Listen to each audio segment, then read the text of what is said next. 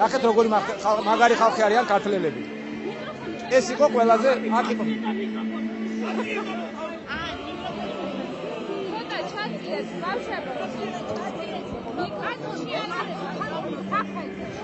თუ თვალს ადევნებთ თქვენ.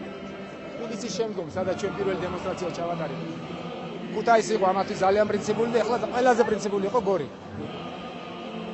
და ნახეთ როგორი ხერხებით ებრძოდნენ ქართველებს, როგორი მეთოდებით სააკაშვილმა ბოლომდე აჩვენა თავის სახე. ეგ ამტიფიკაცია, კვების როლა შეუძლია მას ხოლმე. ნახეთ პარალელში რაც მოხდა, საბოლოოდ ჩამოიხსნა ნიღაბი სააკაშვილმა. პრობლემა ჩვენი ხელისუფლების არის ის, რომ არ იცნობს საკუთარ ხალხს.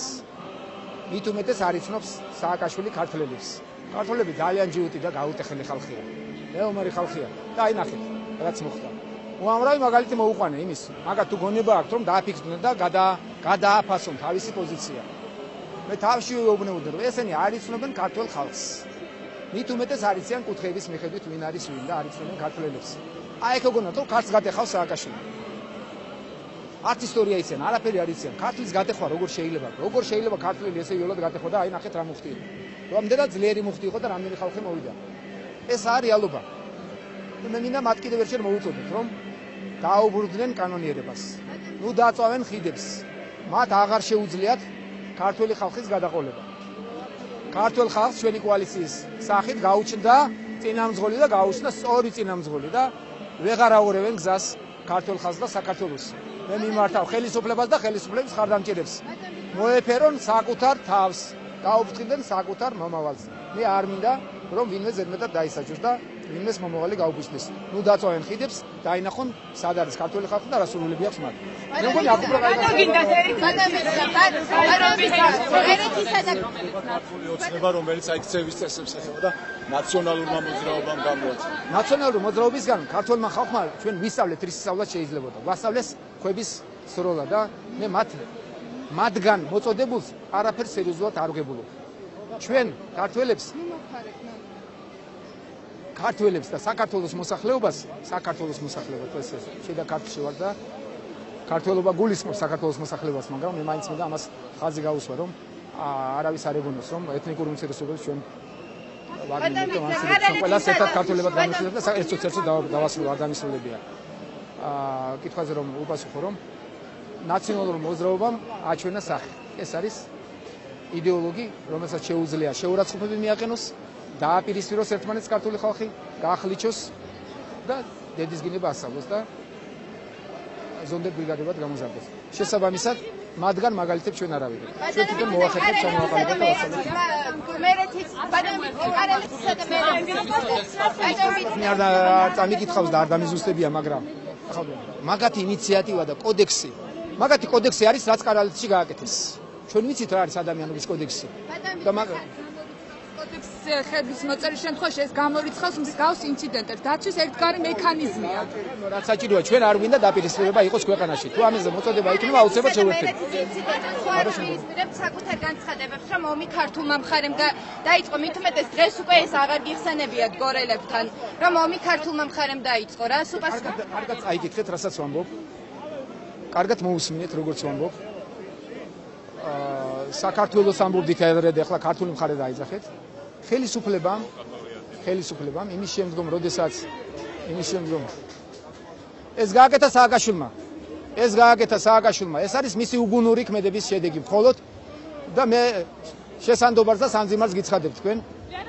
ეს გააკეთა მან და მხოლოდ მისმა უმსგავსო საქციელმა. უამრავი ვაჟკაცი დაიღუპა იქ უსაფუძვლოდ აბსოლუტურად და მე ვიზიარებ თქვენ სუხარებას და მთელი საქართველოს გლოვობს მათ. მთელი საქართველოს გლოვობს აი სურათებს მაშინ დაღუპული ხალხი. Отношения с Россией для российской телекомпании. Мы обязаны выстроить и налаживать отношения с Россией. Мы этого сделаем. დღეს ისაუბრეთ რა ფორმით გეგმავს, იმიტომ რომ კორუფციის ბუდე იყო გარკვეულწილად წლების განმავლობაში. რატო კიდევ აღდგენ მე კარგად დავახასიათე ერგენის ბაზრობის ფასი. რომ აქ იყო პრაქტიკულად დგებოდა ოსებისა და ქართველებს შორის ურთიერთობა რეალურად. ხო და ის თუ ამათ კონტროლის ეშინიათ ვიზიარებთ თქვენს უხარება ძალიან განვიცდი. ძალიან კარგად მესმის. ეს არის დაუდევარი და გაუაზრებელი სააკაშვილის მოქმედების შედეგი. და არც მეტი და არც ნაკლები. ერგენეთის ბაზრობა შეუძლია მათ რიცხვში, ეს არ იქნება ერთადერთი, რასაც ჩვენ გავაკეთებთ, შეუძლია აღადგინოს ის ურთიერთობები და დაიწყოს პროცესი აღდგენის ურთიერთობის აქ ერთი მხრიდანაც და მეორე მხრიდანაც ვაჭრობდნენ ოსები და ქართველები. ეხლა თუ სააკაშვილის კონტროლის ეშინია, ნახეთ, ყველა ბაზრობაზე, ყველა მობაზრე აყვანილი ყავს და არც ერთი კაცი არ არის თავისუფალი. კონტროლის საშუალება არსებობს, ვის საფუძველზეც ეს დახურეს. მათ არ უნდათ ურთიერთობა. მათ უნდათ დაახლიჩონ საქართველო და რეალურად დაუპირისპირონ. აი ეს გააკეთეს, რაც მივიღეთ. თორე რომელ ბაზრობას ვერ აკონტროლებენ, ნახეთ ბაზრობები რა დღეშია. მაგრამ ბაზრობებს და ფინანსების კონტროლის შიშიკი აღარ აქვს დღეს. ამ კონტროლს უკვე ხალხის დასაშინებლად და დასაჩვენებლად იყენებენ. არ არის პრობლემა არავითარი კონტროლის, ეს აღადგენს გარკვეულწილად, არა ყველაფერს ვეღარ გააკეთებს ეს. მაგრამ როდესაც დაშალეს ერგენეთის ბაზარი, აზრი იყო ჩადებული ის, რომ უნდა დაეშორებინათ ოსი და ქართული ხალხი და მოახერხეს კიდეც. ბატონ ბიძინა, თქვენ ძალიან ხშირად ახსენებთ, კარგი გამოხმაურება და აბა კარგად ხარ. დიდი მადლობა.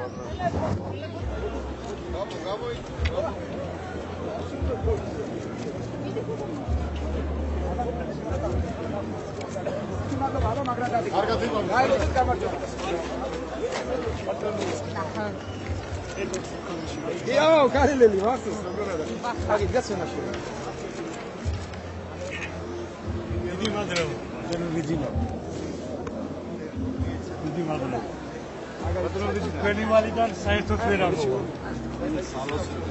ფოტოს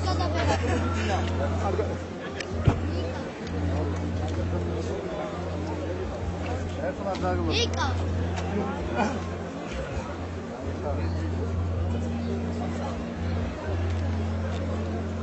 აბა კარგად და დაალოდოთ გამარჯვებას. ყველაფერი მაგრად. ვინა თქვენი იმედი გვაქვს.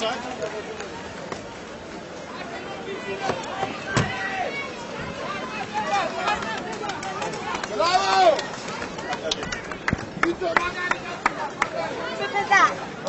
Duracrate. Arga. Başa.